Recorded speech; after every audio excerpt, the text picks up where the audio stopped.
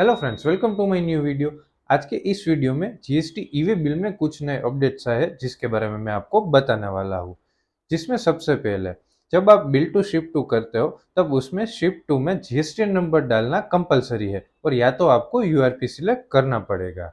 उसके बाद अभी से आपको ईवे बिल क्लोज करना पड़ेगा, यानी कि जब अब आपका सामान डेस्टिनेशन पर पहुंच गया है उसके बाद आपने जो ईवे बिल जनरेट किया है उसको क्लोज करना पड़ेगा।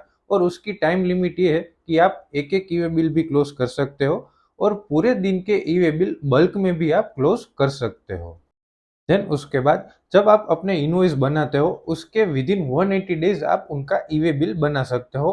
आफ्टर 180 डेज आप उस इनवॉइस का ईवे बिल जनरेट नहीं कर सकते हो। Then next, multi factor authentication. जब आप अपना ईवे बिल के पेज पर लॉगिन आईडी और पासवर्ड डालते हो उसके बाद नेक्स्ट पेज पर आपको अपने रजिस्टर नंबर पर ओटीपी आएगा। वो डालने के बाद ही आप अपने ईवे बिल के पोर्टल पर एक्सेस कर पाओगे। Then next, extension limit. आप अपने ईवी बिल जनरेट करने के बाद उसको एक्सटेंड कर सकते हो अप टू 360 डेज। 360 डेज के बाद से ईवी बिल इनवैलिड हो जाएगा। देन नेक्स्ट, गवर्नमेंट ने ईवी बिल 2.0 पोर्टल पर कुछ नए अपडेट्स लाए हैं जिसकी वजह से जो टैक्स पेयर है उनकी प्रोसीजर फास्टर वे में कंप्लीट हो पाएगी।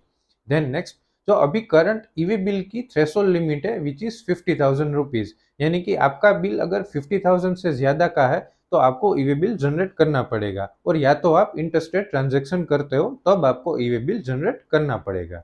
आई होप ये वीडियो आपको समझ में आया होगा। Thank you friends for watching my video.